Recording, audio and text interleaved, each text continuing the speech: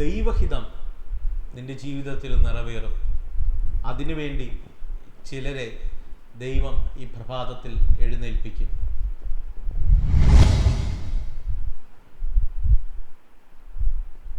Praise the Lord. എല്ലാവർക്കും നല്ലൊരു പ്രഭാതമെന്ന് ഞാൻ ആശംസിക്കുകയാണ്. ജേണി വിത്ത് ഹോളി സ്പിരിറ്റ് എന്ന ദൈവിക സന്ദേശവുമാണ് ഈ പകലും നിങ്ങളുടെ അടുക്കൽ കടന്നു വരുവാൻ ദൈവത്തിനാൽ ഒരുക്കുന്ന വലിയ കൃപകൾക്കായി ഞാൻ അതിയെ സന്തോഷിക്കുകയും ദൈവത്തെ സ്തുതിക്കുകയും ചെയ്യുന്നു.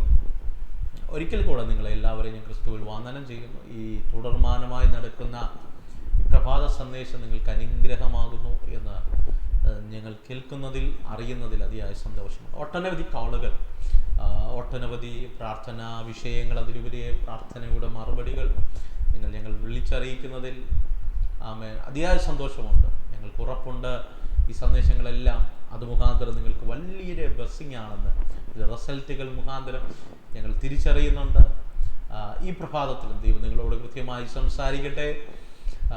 ജേണി വിത്ത് ഹോളി സ്പിരിറ്റ് എന്ന ദൈവിക സന്ദേശം ഈ പകൽക്കാലം നിങ്ങളോട് കൈമാറാൻ ഞാൻ ആഗ്രഹിക്കുകയാണ്. ദൈവാത്മാവിൻ്റെ ഹൃദയത്തിൽ തന്നൊരു ചെറിയ ചിന്ത ഞാൻ നിങ്ങളോട് കൈമാറാൻ ആഗ്രഹിക്കുകയാണ്. പ്രിയരെ, ദൈവഹിതം നമ്മുടെ ജീവിതത്തിനകത്ത് നിറവേറേണ്ടതിന് വേണ്ടി ചില വ്യക്തികളെ ഈ പ്രഭാതത്തിൽ നിങ്ങളുടെ ജീവിതത്തിനകത്ത് വെളിപ്പെടുത്താൻ പോവുകയാണ്, എഴുന്നേൽപ്പിക്കാൻ പോവുകയാണ്. വിശ്വസിക്കുക, സ്വീകരിക്കുക, തുടർമാനമായി ചിന്തയ്ക്ക് ആധാരമായി ദൈവവചനത്തിനെ ആഴ്ത്തുന്ന ഒരു ചെറിയ സന്ദേശം നിങ്ങളോട് കൈമാറാൻ ആഗ്രഹിക്കുകയാണ്. യെശയ്യാവിൻ്റെ പ്രവചന പുസ്തകം 44-ാം അധ്യായം അതിൻ്റെ 28-ാമത്തെ വാക്യം, അവസാനത്തെ വാക്യം 44:28 ഇങ്ങനെ വായിക്കുന്നു: ഹോരഷ് എൻ്റെ ഇടയൻ, അവൻ എൻ്റെ ഹിതമൊക്കെയും നിവർത്തിക്കും എന്നും യെരൂശലേം പണിയപ്പെടുമെന്നും മന്ദിരത്തിന് അടിസ്ഥാനമിടുമെന്നും ഞാൻ കൽപ്പിക്കുന്നു. എന്തർത്ഥവത്തായ പ്രവചന ശബ്ദമാണ്. അവിടെ പറയുന്നു, ഹോരഷ് എൻ്റെ ഇടയൻ. ഇസ്രായേൽ ജനം അല്ലെങ്കിൽ യഹൂദ ജനം ബാബിലോണിയ അടിമത്വത്തിലേക്ക് പോകുന്നതിനും വർഷങ്ങൾക്ക് മുമ്പ് ദൈവം പ്രവാചകനായ യെശയ്യാവിലൂടെ പ്രവചിക്കുന്ന പ്രവചന ഭാഗമാണ്. ഈ പ്രഭാതത്തിൽ ഞാനിങ്ങനെ പറയട്ടെ, പ്രിയരെ, നിങ്ങളുടെ ജീവിതത്തിനകത്ത് ഒരു പ്രതിസന്ധി വെളിപ്പെടുന്നതിന് മുമ്പേ എൻ്റെ ദൈവം അതിനുള്ള മറുപടിയെ കരുതിയിട്ടുണ്ട് കേട്ടോ. എത്ര പേർക്ക് അത് ആമേൻ പറഞ്ഞു സ്വീകരിക്കാൻ കഴിയും? നീ ഇന്ന് അനുഭവിക്കുന്ന കഷ്ടതകൾ, വേദനകൾ, ആകുലതകൾ, പ്രയാസങ്ങൾ ഇന്ന് നീ അനുഭവിക്കുന്നു, സത്യമാണ്. പക്ഷേ അതിനുള്ള മറുപടി എൻ്റെ ദൈവം നീ പോലും അറിയാതെ വർഷങ്ങൾക്ക് മുമ്പ് എൻ്റെ ദൈവം സുരക്ഷിതമായി കരുതിയിട്ടുണ്ട്. ദൈവാത്മാവിൻ്റെ ഹൃദയത്തിൽ തന്ന ആശയത്തിലേക്ക് ഞാൻ കൊണ്ടുവരികയാണ്. ഈ പ്രഭാതത്തിനകത്ത് ഒട്ടനവധി ആകുലതകളോടെ ഈ സന്ദേശം കേൾക്കുന്നവരെ കണ്ടേക്കാം. ഒരു പ്രതീക്ഷയ്ക്കും വകയില്ലാതെ ഈ പ്രഭാതത്തിൽ ഉറക്കമെഴുന്നേറ്റ് വന്ന് ഈ ദൂത് കേൾക്കുന്നവർ കണ്ടേക്കും. ഏതൊക്കെ രാജ്യത്തിനകത്ത് എല്ലാ വാതിലും അടഞ്ഞു,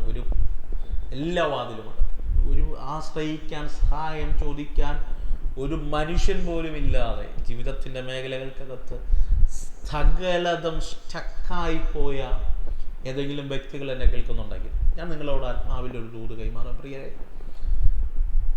നിന്റെ മേൽ ദൈവം തന്ന വാഗ്ദത്ത നിവർത്തി വെളിപ്പെടാൻ ദൈവം ഒരു സമയം വെച്ചിട്ടുണ്ട്. അർത്ഥം, നീ ഏതോ പ്രാർത്ഥനാ മുറിയിലിരുന്ന് കേട്ട ദൈവശബ്ദം, അല്ലെങ്കിൽ ദൈവവചനം ധ്യാനിച്ചപ്പോൾ വചനത്തിലൂടെ ദൈവം കൈമാറിയത്, ദർശനത്തിലൂടെ കൈമാറിയത്, പരിശുദ്ധാത്മാവ് നിന്നോട് സംസാരിച്ചത്, എന്തുമായിക്കൊള്ളട്ടെ, വാട്ട് എവർ ഇറ്റ് ഈസ്, ഏത് തരത്തിൽ നീ കേട്ട വാഗ്ദത്തമാണെങ്കിലും അത് നീ കേൾക്കുമ്പോൾ തന്നെ, അല്ലെങ്കിൽ അത് നീ കേൾക്കുന്നതിന് മുമ്പ് തന്നെ അതിൻ്റെ നിവർത്തിയുടെ സമയം എൻ്റെ ദൈവം എഴുതി വച്ചിട്ടുണ്ട്. അർത്ഥം, നീ ഇന്ന് വരെ കേട്ട സകല വാഗ്ദത്തങ്ങൾ, നിന്റെ തലമുറയെക്കുറിച്ച്, നിന്റെ കുടുംബത്തെക്കുറിച്ച്, നിന്റെ സഭയെക്കുറിച്ച്, നിന്റെ മിനിസ്ട്രിയെക്കുറിച്ച്, നിന്റെ ഭാവിയെക്കുറിച്ച് നീ കേട്ട സകല വാഗ്ദത്തങ്ങളും എൻ്റെ ദൈവം നിന്നോട് പറയുന്നതിന് മുമ്പ് അത് നിവർത്തി എന്നാകുമെന്ന്, അല്ലെങ്കിൽ ദൈവം അനുവദിച്ച സമയമെന്നാണെന്ന് ദൈവം കൃത്യമായി അത് എഴുതി വച്ചിട്ടുണ്ട്. ഈ പകൽക്കാലം ശ്രദ്ധിക്കണമേ, യെശയ്യാവാണ് ഈ പ്രവചന ശബ്ദം കൈമാറുന്നത്. ഹോരേശന്റെ ഇടയൻ, അവൻ ദൈവഹിതം നിവർത്തിക്കും. ദൈവഹിതം നിവർത്തിക്കും. യെരൂശലേം പണിയപ്പെടും. അർത്ഥം, യെരൂശലേം പണിയുക എന്നതാണ് ദൈവഹിതം. ഇത് പ്രവചിച്ചു പറഞ്ഞ് വർഷങ്ങൾ കഴിയുമ്പോൾ ഈ ലോകത്തിലെ ഏറ്റവും വലിയ സാമ്രാജ്യമായ ബാബിലോണിയ സാമ്രാജ്യം ഭരിച്ചുകൊണ്ടിരുന്ന നെബൂഖദ്നേസറും തൻ്റെ സൈന്യവും യെരൂശലേമിലേക്ക് പാഞ്ഞടിച്ച് കയറി വന്ന് യെരൂശലേമിൻ്റെ മതിലുകളും യെരൂശലേമിൻ്റെ ദേവാലയത്തെ ഒക്കെ തച്ചുടച്ച് ആലയത്തിനകത്തുള്ള പാത്രത്തെ പോലും, അല്ലെങ്കിൽ ആലയത്തിനകത്ത് ശുശ്രൂഷയ്ക്ക് വേണ്ടി ഉപയോഗിച്ചു കൊണ്ടിരുന്ന മാനപാത്രങ്ങളെ പോലും അടിമത്വത്തിലേക്ക്, അല്ലെങ്കിൽ ബാബിലോണിലേക്ക് നാടുകടത്തി. യെരൂശലേമിൽ പാർത്ത സകല യഹൂദന്മാരെയും ദൈവജനത്തെയും ബാബിലോണിൽ അടിമയാക്കി വച്ചു. ഈ അടിമയാക്കി വയ്ക്കുന്നത് യെശയ്യാവ് പ്രവചിച്ച് കഴിഞ്ഞതിന് ശേഷമാണ്. എന്ന് പറഞ്ഞാൽ പ്രതിസന്ധി വന്നത് യെശയ്യാവ് ദൂത് പറഞ്ഞതിന് ശേഷമാണ്. അർത്ഥം, യെശയ്യാവിലൂടെ ദൈവം പറഞ്ഞ മറുപടി വെളിപ്പെടുന്നത് അവരുടെ ജീവിതത്തിനകത്ത് പ്രതിസന്ധി വരുന്നതിന് മുമ്പ് ദൈവം മറുപടി ഒരുക്കിയിട്ടാണ് ദൈവം പ്രതിസന്ധി അയച്ചത്. ഈ പ്രഭാതത്തിൽ നിങ്ങൾ ചിന്തിക്കണം, ബാബിലോണിലേക്ക് അടിമകളായിപ്പോയി, സത്യമാണ്. അവിടുത്തെ സാഹചര്യമൊക്കെ നമുക്ക് ദാനിയേലിന്റെ പ്രവചന പുസ്തകത്തിൽ കൃത്യമായി കാണാൻ കഴിയും. നാം വചനം പഠിച്ചു കഴിഞ്ഞാൽ ബാബിലോണിയ പ്രവാസത്തെക്കുറിച്ച്, പ്രവാസ ജീവിതത്തെക്കുറിച്ച് യിരെമ്യാവും യെശയ്യാവും ഒക്കെ ഒത്തിരി പ്രവചനങ്ങൾ പറഞ്ഞിട്ടുണ്ട്. അതിൽ യെശയ്യാവ് പറഞ്ഞ പ്രവചന ഭാഗമാണ് നാം വായിച്ചത്. അതിൻ്റെ വീണ്ടെടുപ്പ്, അല്ലെങ്കിൽ ആ പ്രവാസ ജീവിതത്തിൽ നിന്നുള്ള മടങ്ങിവരവാണ്. അതുപോലെ യിരെമ്യാവ് പറഞ്ഞ പ്രവചനങ്ങളുണ്ട്. അതുകൊണ്ടാണ് ദാനിയേലിന്റെ പ്രവചന പുസ്തകത്തിനകത്ത് ദാനിയേൽ യിരെമ്യാവിന്റെ പ്രവചന പുസ്തകത്തിൽ പറഞ്ഞിരിക്കുന്നത് പോലെ 70 വർഷത്തെക്കുറിച്ചുള്ള ആ നിഗൂഢമായ, അല്ലെങ്കിൽ എഴുതിയിരിക്കുന്ന വാക്തത്വ നിവർത്തിയുടെ സത്യത്തെ തിരിച്ചറിയുകയാണ്. ആ വാക്യം, അല്ലെങ്കിൽ ആ അധ്യായം ദാനിയേൽ വായിച്ച് ഗ്രഹിക്കുമ്പോൾ ബാബിലോണിയ പ്രവാസത്തിലേക്ക് ദൈവജനം പോയിട്ട് 69 വർഷമായി. എന്ന് പറഞ്ഞാൽ കഴിഞ്ഞ 69 വർഷമായി ജനം പ്രവാസ ജീവിതത്തിലേക്കാണ്, അടിമകളാണ്. ബാബിലോണിയ അടിമകളായി നെബൂഖദ്നേസറിന് വേണ്ടി പണിയെടുക്കുകയാണ്. ആ കാലഘട്ടത്തിലാണ് ദാനിയേലിന് ദൈവവചനത്തിൽ നിന്ന് ഒരു മർമ്മം ഗ്രഹിക്കാനിടയായത്. വേറൊന്നുമല്ല, 70 വർഷം കൊണ്ട് ഈ ബാബിലോണിയ പ്രവാസം തീരുമെന്ന്. അർത്ഥം ഇത്രയുള്ളൂ പ്രിയരെ, നിന്റെ ജീവിതത്തിനകത്ത് ചില ബ്രേക്കറ്റ് പീരീഡുകൾ വച്ചിട്ടുണ്ട്. എന്നും കഷ്ടതയല്ല, എന്നും പോരാട്ടമല്ല, എന്നും നിന്ദയല്ല, എന്നും അപമാനമല്ല, എന്നും തകർച്ചയല്ല, എന്നും വേദനയല്ല, എന്നും കുറ്റപ്പെടുത്തലല്ല കേട്ടോ, എന്നും ഭയന്ന് പരവശയോടെ നാളെ എന്താകുമെന്ന് ഓർത്തു ജീവിക്കുന്നൊരു ജീവിതമല്ല ഈ ജീവിതങ്ങൾ. ഈ ജീവിതത്തിൻ്റെ സാഹചര്യങ്ങളെ മാറ്റിമറിക്കുന്ന ചില ദൈവഹിതങ്ങൾ നടത്തിപ്പിലേക്ക്, ദൈവഹിതത്തിൻ്റെ നിവർത്തീപഥത്തിലേക്ക് വരുന്ന ചില ദിവസങ്ങളെ ദൈവം കരുതിയിട്ടുണ്ട്. ആരെയൊക്കെ നോക്കി ഈ പ്രഭാതത്തിൽ ഞാൻ അങ്ങനെ ഒരു ദൂത് കൈമാറാം. വർഷങ്ങളായി അനുഭവിക്കുന്ന ചില വ്യതകൾക്ക്, വർഷങ്ങളായി അനുഭവിക്കുന്ന ചില വേദനകൾക്ക് ദൈവം ഫുൾ സ്റ്റോപ്പ് ഇട്ടിട്ട് ദൈവം നിന്റെ ജീവിതത്തിനകത്തൊരു മറുപുറം എഴുതുകയാണ്. ഒരു മറുപുറം നിന്റെ ജീവിതത്തെക്കുറിച്ച് ദൈവം എഴുതുകയാണ്.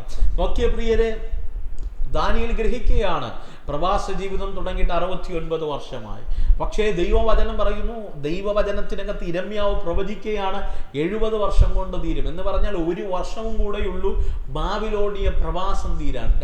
ദാനിയേൽ ചോദിക്കുകയാണ്, ഇന്നും ഞങ്ങൾ അടിമയാണ്, ഞങ്ങളുടെ പിതാക്കന്മാർ അടിമയാണ്. എൻ്റെ ദാനിയേലിൻ്റെ ചരിത്രമൊക്കെ പഠിച്ചു കഴിഞ്ഞാൽ ഏകദേശം 17 വയസ്സൊക്കെ ആയ സമയത്തായിരുന്നിരിക്കാം ദാനിയേൽ. എന്ന് പറഞ്ഞാൽ യൗവനക്കാരനായി ബാബിലോണിലേക്ക് വന്നതാണ്. ഇന്ന് വാർദ്ധക്യമെത്താറായി, തലയൊക്കെ നരച്ചു തുടങ്ങി, ജീവിതത്തിന്റെ അവസാന ഘട്ടത്തിലാണ് ദാനിയേൽ.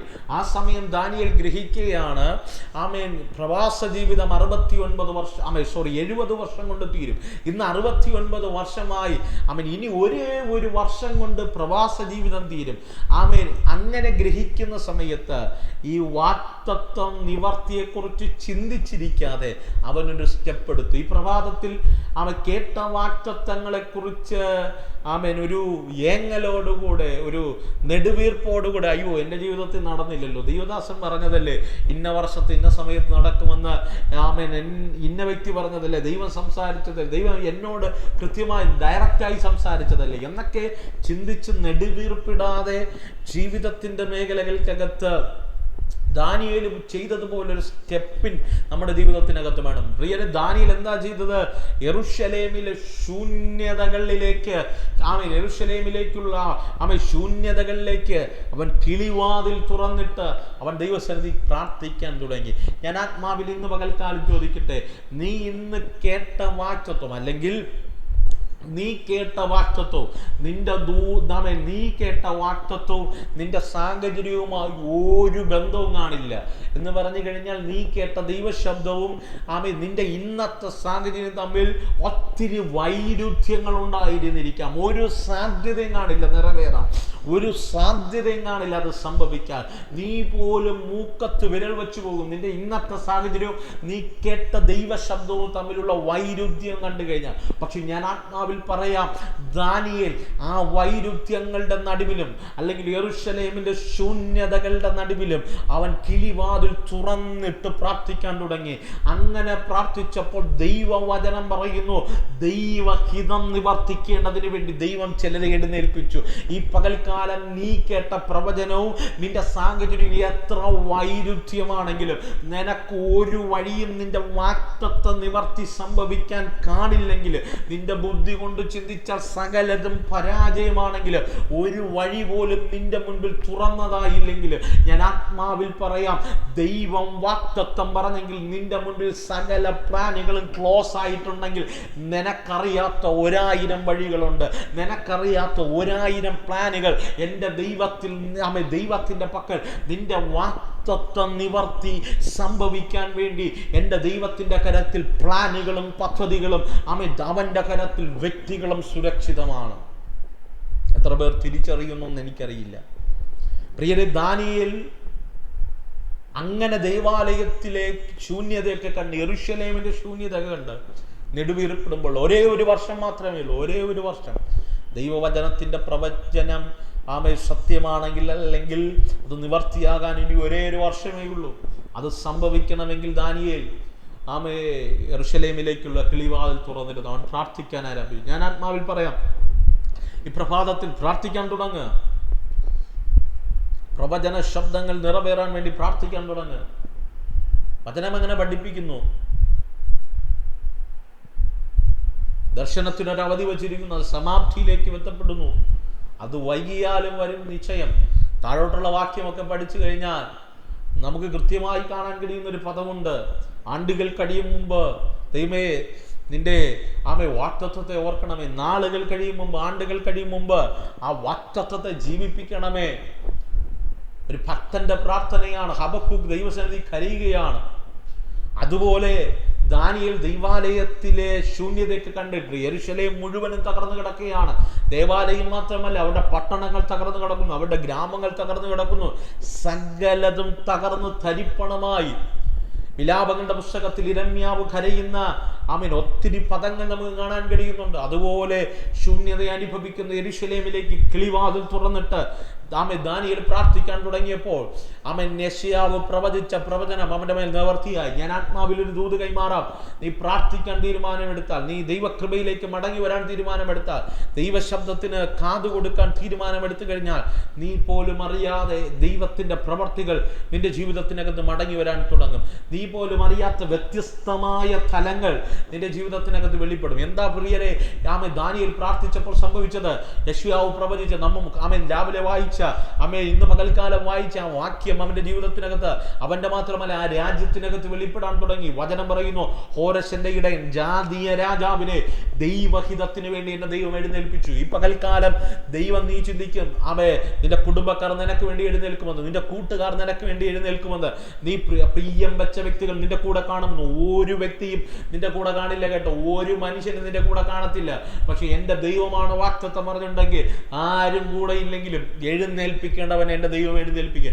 ജാതീയ രാജാവിനെ എന്റെ ദൈവത്തിന്റെ ഹിതം നിറവേറ്റാൻ വേണ്ടി എന്റെ ദൈവം എഴുന്നേൽപ്പിച്ചെങ്കിൽ ഞാൻ ആത്മാവിൽ നിങ്ങളെ നോക്കി പ്രവചിക്കുക. നിങ്ങൾ കണ്ടിട്ടില്ലാത്ത വ്യക്തികൾ, നിങ്ങൾ കേട്ടിട്ടില്ലാത്ത വ്യക്തികൾ, നിങ്ങൾ സ്വപ്നത്തിൽ ചിന്തിക്കാത്ത ചില വ്യക്തികളെ എന്റെ ദൈവം നിനക്ക് വേണ്ടി, നിന്റെ തലമുറയ്ക്ക് വേണ്ടി എഴുന്നേൽപ്പിക്കും. ഏതൊക്കെ കൂടാരങ്ങൾക്കകത്ത് തലമുറയുടെ ഭാവി സംബന്ധമായി കരയുന്ന മാതാപിതാക്കളുണ്ടെങ്കിൽ ഈ ദൂത് സ്വീകരിക്കണം. ചിന്തിക്കാൻ കഴിയാത്ത നല്ല അലയൻസുകൾ, നല്ല ബന്ധങ്ങളെ, നല്ല വ്യക്തികളെ ദൈവം നിന്റെ കൂടാരവുമായി കണക്ട് ചെയ്യുന്ന ഒരു ഈ പകൽക്കാലം മാറും. വചനം പറയുന്നു, ദൈവഹിതം നിവർത്തിക്കേണ്ടതിന് ദൈവം ഹോരശനെ ഇടയനാക്കിയെടുത്തു. ഒരു ജാതീയ രാജാവിനെ ദൈവഹിതം നിറവേറ്റാൻ നിന്റെ കൂടാരത്തിനകത്ത് ദൈവം പറഞ്ഞ വാക്തത്വം, അതാണ് ദൈവഹിതം. നീ സ്വപ്നം കണ്ടതല്ല, നീ പറഞ്ഞതല്ല, നിന്റെ പ്ലാൻ അല്ല, നിന്റെ പദ്ധതിയല്ല, നീ പ്രാർത്ഥിച്ചതല്ല. ദൈവഹിതം, ദൈവത്തിന്റെ പ്ലാൻ, ദൈവത്തിന്റെ പദ്ധതി, ദൈവ സ്വപ്നം കണ്ടത്, ദൈവം ആഗ്രഹിച്ചത് നിന്റെ ജീവിതത്തിൽ നിറവേറാൻ ദൈവം ചില വ്യക്തികളെ എഴുന്നേൽപ്പിക്കും, ചില കുടുംബങ്ങളെ എഴുന്നേൽപ്പിക്കും, ചില ദേശങ്ങൾക്കകത്ത് ചിലതിനെ ദൈവം എഴുന്നേൽപ്പിക്കും. എന്തിനു വേണ്ടി?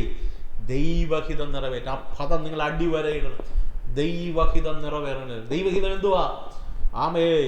യെശയ്യാവിനെ സംബന്ധിച്ചിടത്തോളം, ദാനിയേലിനെ സംബന്ധിച്ചിടത്തോളം, യിരെമ്യാവിനെ സംബന്ധിച്ചിടത്തോളം യെരൂശലേമിൽ തകർന്നുപോയ ആലയം പണിയുക എന്നതാണ് ദൈവഹിതം. ദൈവഹിതം എന്തുവാ?